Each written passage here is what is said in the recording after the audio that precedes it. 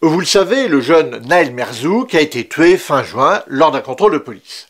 Cette affaire a soulevé énormément d'émotions et a déclenché une grande vague de violence dans toute la France et même dans les pays voisins. Beaucoup de choses ont été dites sur cette affaire et parfois un peu n'importe quoi. C'est pourquoi il m'a paru important d'en parler sur Vous avez le droit pour vous donner des informations précises sur le droit applicable dans cette affaire, afin de vous aider à mieux comprendre ce que vous disent les médias. Pour une fois, vous vous en doutez, il s'agit d'une vidéo sans humour, parce que j'ai pas envie d'en faire sur ce sujet tragique. Ah d'accord, c'est pour ça que tu ne m'as écrit aucune réplique aujourd'hui? Oui.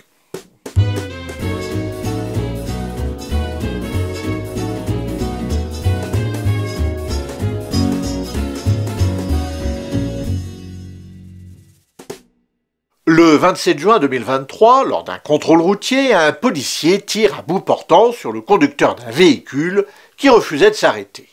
Le jeune conducteur, âgé de 17 ans, meurt sur le champ. Le policier est rapidement mis en examen pour homicide volontaire et placé en détention provisoire. Pour justifier son geste, il invoque le refus d'obtempérer du conducteur et le fait qu'il aurait tiré en état de légitime défense.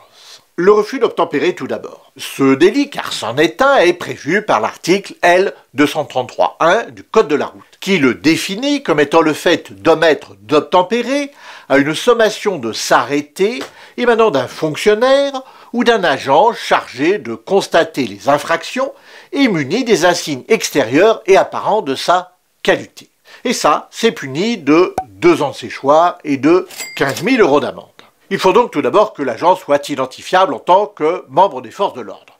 Par exemple, lorsqu'il porte son uniforme ou encore lorsqu'il porte un brassard de police. Il peut également s'agir par exemple de l'usage d'un gyrophare, d'une sirène lorsqu'il est à bord d'un véhicule.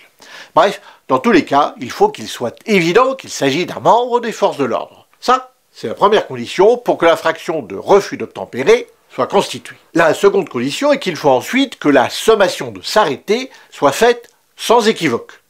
En d'autres termes, il faut que le conducteur, la conductrice, n'ait aucun doute sur le fait qu'il s'agit d'un contrôle de police. Il faut pouvoir comprendre immédiatement qu'on a affaire aux forces de l'ordre qui vous donnent l'ordre de vous arrêter. Ça a par exemple été jugé par la Cour de cassation en 2016 dans une affaire dans laquelle le conducteur était poursuivi par un véhicule de police banalisé, mais qui utilisait son gyrophare, sa sirène, et avait même abaissé la plaque de police, celle qui est située sur le petit pare-soleil. Il n'y avait donc aucun doute permis sur le fait que ce conducteur avait affaire aux forces de l'ordre et il aurait dû s'arrêter. Ça, c'est pour le refus d'obtempérer. Mais attention, qui dit refus d'obtempérer ne dit pas pour autant que le policier, le gendarme, peut faire usage de son arme. Heureusement, parce que des refus d'obtempérer, il y en a des dizaines tous les jours. Attention, je ne dis pas que c'est bien de refuser d'obéir aux forces de l'ordre.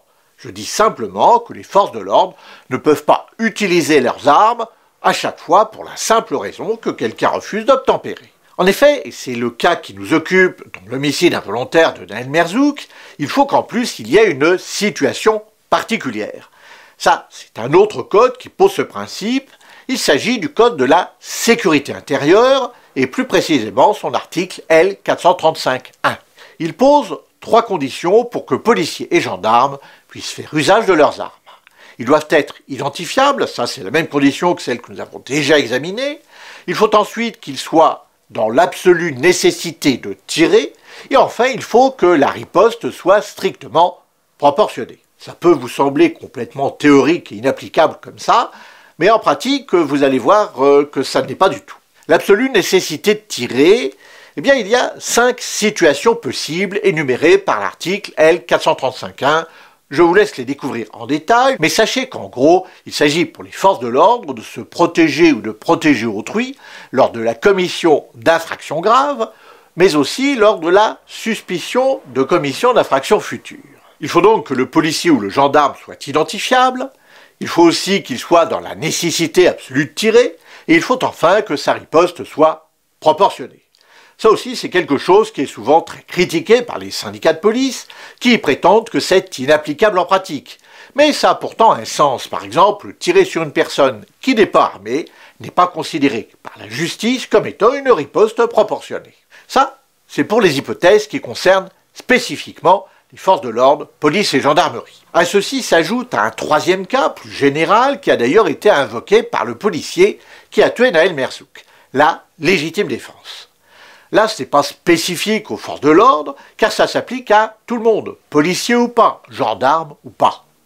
C'est l'article L122.5 du Code pénal qui définit la légitime défense. N'est pas pénalement responsable la personne qui, devant une atteinte injustifiée envers elle-même ou autrui, accomplit dans le même temps un acte commandé par la nécessité de la légitime défense d'elle-même ou d'autrui, sauf s'il y a une disproportion entre les moyens de défense employés et la gravité de l'atteinte. N'est pas pénalement responsable. Ça veut dire que la légitime défense est un fait justificatif.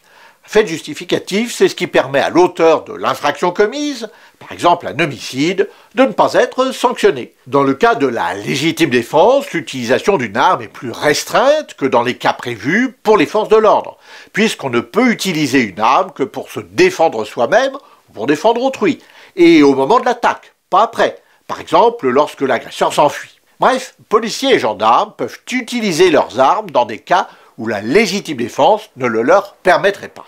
Une précision importante, jusqu'en 2017, seule la gendarmerie pouvait utiliser ses armes de service dans les hypothèses prévues par le Code de la sécurité intérieure. Les policiers ne le pouvaient que lorsqu'ils étaient en état de légitime défense. La loi a été modifiée en 2017 à la suite d'une affaire qui là aussi a beaucoup remué l'opinion publique, l'affaire des policiers brûlés de Vitry-Châtillon.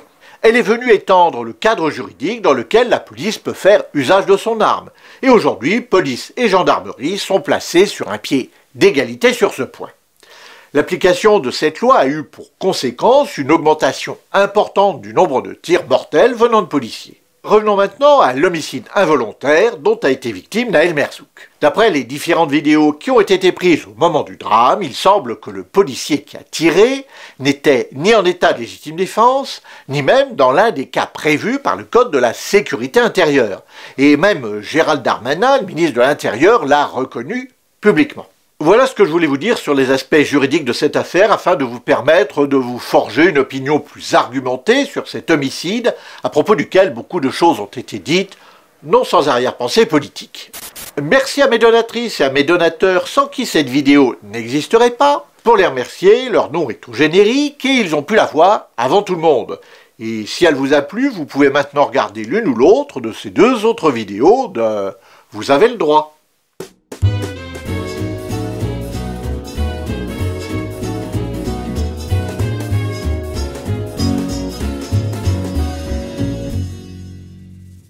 Non, il n'y a pas de gag post-générique aujourd'hui, mais vous avez bien fait de regarder quand même.